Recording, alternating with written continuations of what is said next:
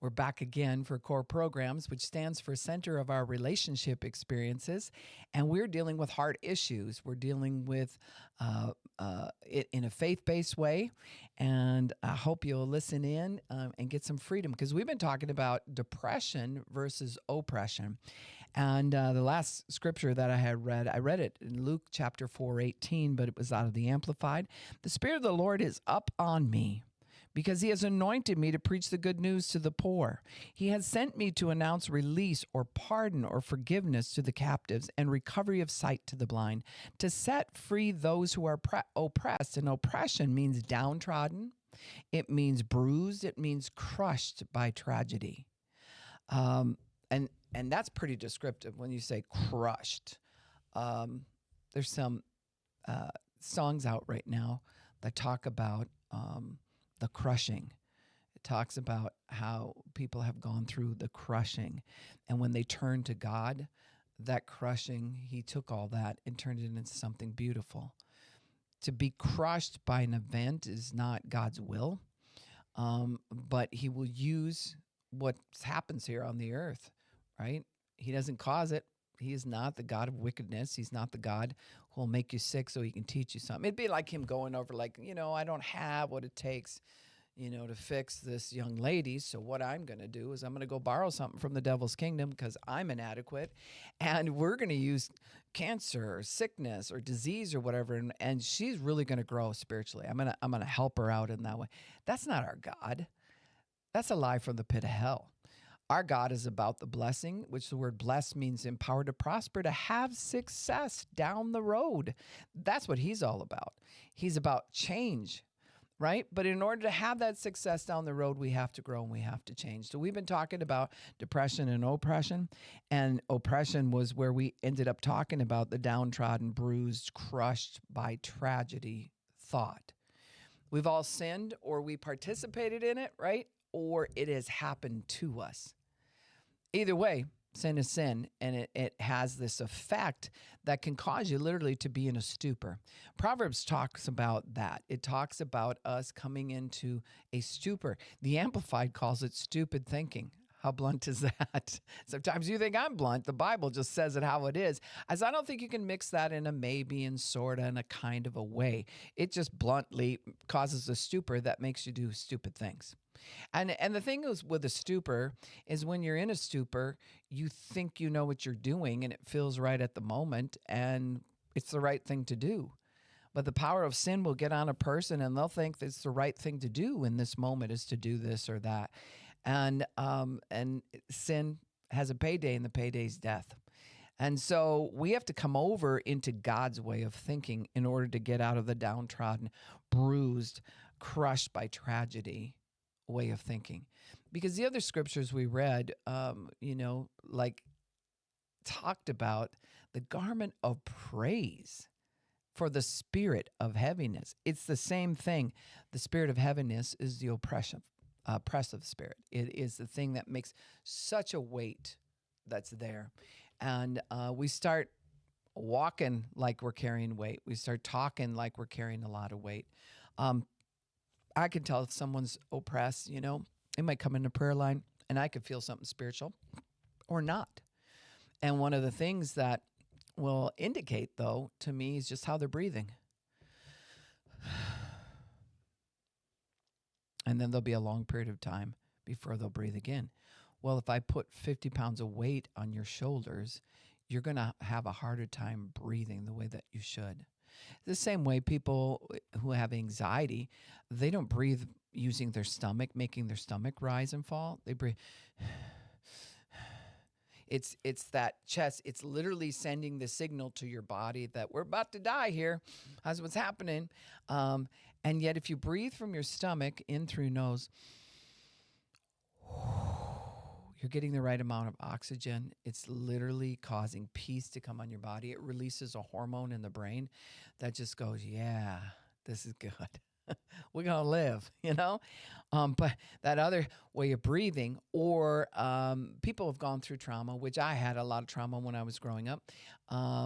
If we watch an action movie, my husband and I, it's interesting how I'll stop breathing. And then I realize I've stopped breathing for a long period of time. Like it'll be a car chase and I'm just like, and I'm not breathing. Other people breathe. People who've been through a lot of trauma have to literally remind themselves to breathe because you're anticipating that thing. Here it comes again.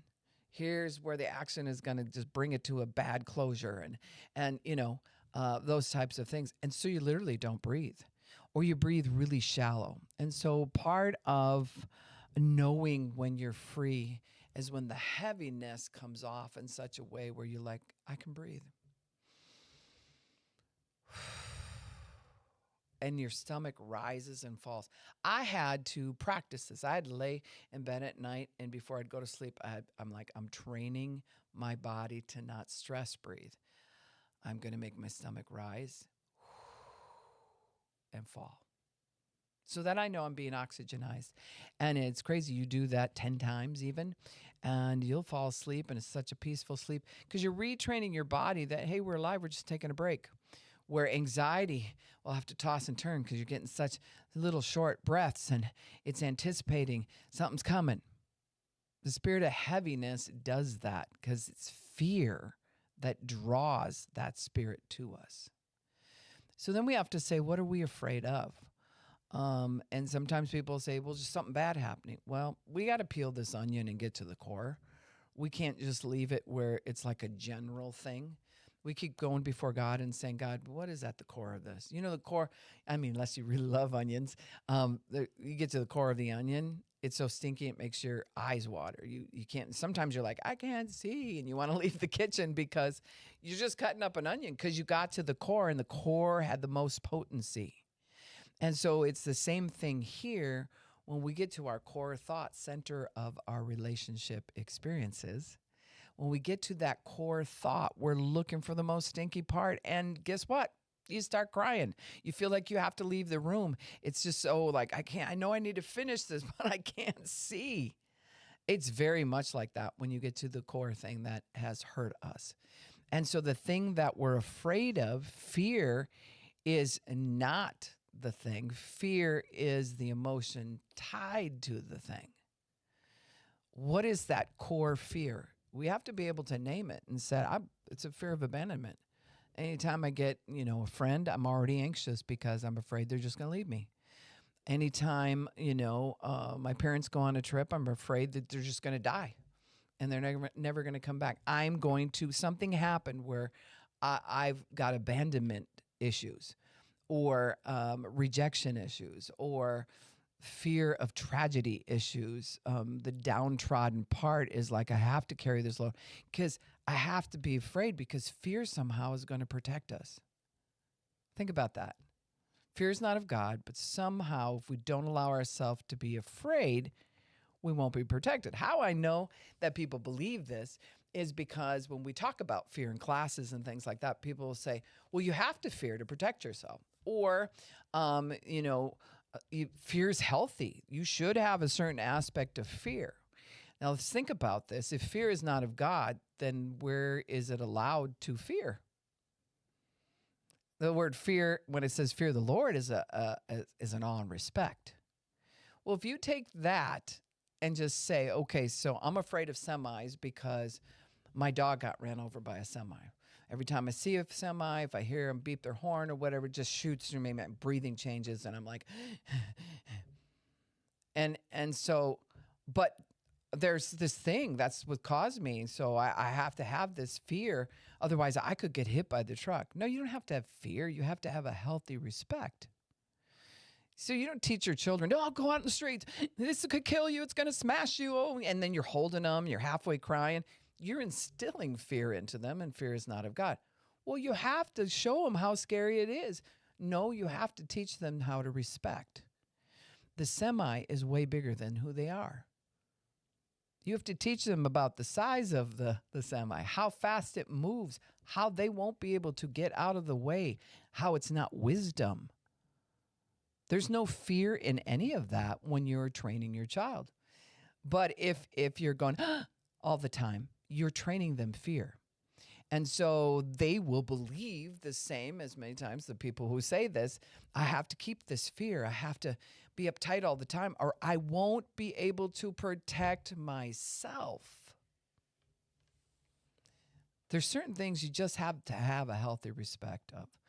Should you be down in Minneapolis at 1 o'clock in the morning walking through a dark alley and you're a 16-year-old girl? No, you should have a healthy respect for the fact that some things that are there are bigger than who you are, and it could really cause you damage.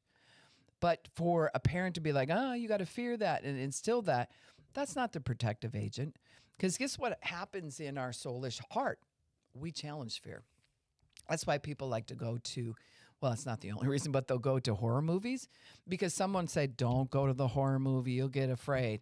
Well, the thing that happens in our flesh is it'll challenge that and it'll say, well, I'm not afraid. I don't think I have to be afraid. I don't, and then fear is instilled in them, but it's not a healthy respect for maybe what's going on. We have to make fun of the guy chasing the person with a knife because that's how we try to get the fear part off of us, and we get to feel that we're bigger than the movie. When if you were ever in a situation then after defying that, all of a sudden someone pulls a knife on you, you're not going to be brave because you didn't learn how to have a healthy respect for the situation and what was going on. I know it's a different way of looking at it, but I want to challenge you today. If you're going to get rid of fear so that oppression doesn't make that heaviness fall on you, then we have to look at what is fear anyway. Most of fear is false evidence appearing real. And once your brain is convinced that this evidence, this fear, is the true thing, then what you will do is you'll follow the fear pattern and you won't deal with what's really real. So to teach a child to not go in the street because a semi's coming and we should all fear the streets and never cross, and they're terrified when it comes to they're down in the cities and they want to press the button and trust that the crosswalk is going to be trustable. They have a hard time trusting that because we instilled fear in them. Not a healthy respect. If you go through the grocery store, say you're at Walmart and the kids are asking you, I want this toy, Mom, I want, or they bring something, they get something in the cart you didn't see was in there. That's a special move lots of kids do.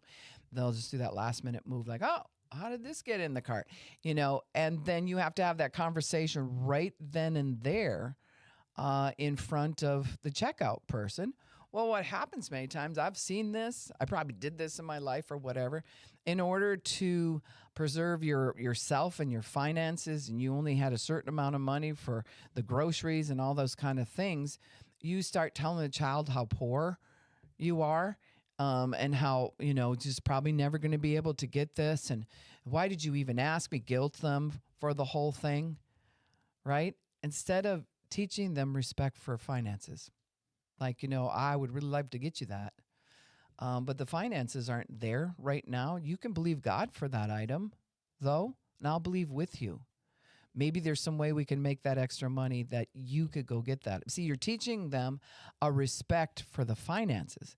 But if it's like, don't ask for that, and they get yelled at, and it's total fear because you're afraid of your finances, now you're taking that fear and putting it on them. And they're taking this in, and so now they think they have to be afraid. Or guess what? They think they have to defy that fear. That's how I'm going to get rid of the fear in my life. I'm just going to defy it. And I'll go buy whatever I want, whenever I want to. And that's the husband that shows up with a brand new boat and never talked to his wife about it.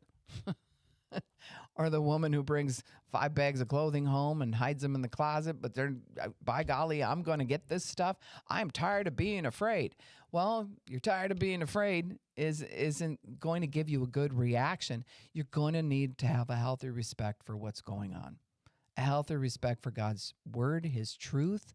And if we're upholding truth, then we're going to have a respect for whatever's happening in our life, and we don't have to fear to regulate that. Fear causes dysregulation. We'll get into that in the future, talking about dysregulation. But fear does that. It jacks your brain. It jacks your body. And now what? Now, how are you going to have the power to defy any of this? It's going to be hard. And you don't have the power to do that to begin with. Fear is a spiritual thing. And for you to do what I call peacocking, to all of a sudden you're like, I'm not afraid of that movie. And you peacock out. You know how peacocks, they all of a sudden they puff out and they're brilliant and beautiful and they're bigger than life. But they're very fearful. You know, you can peacock out, but that's not going to be a godly effect. That's not going to help you in the long run. Faith is sure about how God thinks about things. It's a calmer way of living. It does not draw oppression. Fear draws oppression. So we literally can be helping our children, our own self, as we wallow in fear because we're afraid of getting hurt again, to draw oppression to us. And I'm a warrior when it comes to prayer, and I'm a warrior at heart to begin with. I think very military, and I think very much like, you know, if you're a football player, this is how you win the game, right? That's just how my brain thinks. I don't want to know just how to play. I want to find out how we're going to win the game. And I like to expose the devil's plan. You know, that if I was a coach on any team, you're going to expose this is the way they're going to try to come against us, and this is how we're going to handle it, and this is what they're known for, and this is how we're going to handle it. That's kind of what I'm doing with you right now. Pay attention. Pay attention to the fact that last video I said, suffer well. If you're going to go through pain either way, choose the narrow path and suffer that kind of suffering. You'll come out good for it. But this is to make a choice to trust God, to have faith in a way where you're not giving in to fear. Fear of this, fear of that, fear of the other thing. We are seeing this. We live in Minnesota, so we're seeing this happen in Minneapolis all the time. And it's spreading throughout the United States just by what's happening in Minneapolis. And I want to address that because talk about bring oppression to our state. The more fear, the more violence. I'm going to defy the thing that I'm afraid of. I don't need to understand it.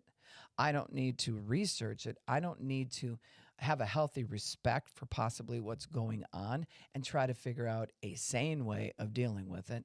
I'm going to rise up and defy the thing I'm afraid of. And I'm going to show people I'm not afraid. And yet, to the level of your insecurity is the level you felt like you needed to take control. You're terrified. The person who's out there just screaming and yelling, you're a fearful person. I hope you hear this today, and I hope it sets you free. You're a fearful person. This is built in fear. The person who is calm, the person who has a healthy respect for what's going on, they're trying to do the righteous thing or whatever, they're going to hold to the line. They'll protect if they need to protect. They'll aggress on some things if they need to be aggressive. But the whole time, it's the purpose and the cause without fear. Even people who are trying to do something right have to do it without fear. We're all practicing this. But what we've seen during the COVID period, during what's happening now, is absolute fear, which talk about insecurity. You know, I did prison ministry for quite a many years and just in various different places. And sometimes I'd be in a class and somebody would pop off and then try to get all threatening. And it'd be a men's class. I'm the only woman in there, right? And so you got a button on a wall you're supposed to push for safety, whatever. But I did not feel threatened for this reason. When a person acted like that, I realized, wow, they are really insecure. They've been really hurt. They're really trying to protect themselves. They're really full of fear. So I didn't have a respect for what they were saying. If they're popping off, cussing and everything, I'm just like, I'm sorry, dude, for whatever happened to you, right? But now the person who sat there very quiet and they weren't emanating fear, that would be a person to have a healthy respect for, in the sense of like, they got some plans. They're planning evil. And they're not doing it out of fear. They're doing it a conscious effort to cause harm to somebody. That would be the person I would notice. But the people who are in that spot where you just got to be loud and proud and in people's faces and screaming and threatening and everything, you are a fearful person. And fear is going to eat your lunch. You're going to get in situations that'll be way over your head and you won't be able to get out because you don't have that much control. I'm telling you right now, Get a healthy respect for truth and what's really going on. And if you don't know what the truth is, go research, go find it. And I'm telling you this out of the love of God, because fear draws oppression. And whether you're on camera down in Minneapolis, throwing a fit and doing who knows what, calling it peaceful, peaceful protest, which is the farthest thing from it. It's a peaceful protest. We're doing something, acting out in this way. You're so full of fear. When you go home at night, the spirit of heaviness will follow you. The spirit of heaviness will be on you, and you asked it to come. You made the choices by wallowing in the fear. So if you want to be free of oppression and depression, you have to start communicating and dealing. You have to be a real person having real success by dealing with what really happened. And there's many different ways to do that. And then oppression, you can't allow fear to run you. If you need a healthy respect for something, we should have it. It's so interesting to me that we'll be screaming and freaking out about something that's so lower level, but we have no healthy respect for God. It's interesting to me to watch that. That's a very fleshly, immature thing where we're not respecting God. We don't have a healthy respect for that. And so the kind of fear that the Bible talks about, awe and respect of who he is, we don't have any of that. We don't care what happens, but we're freaking out and trying to take control over these other things, and we're just full of fear. Yeah, we all need to turn to Jesus. We all need to get this going the better way.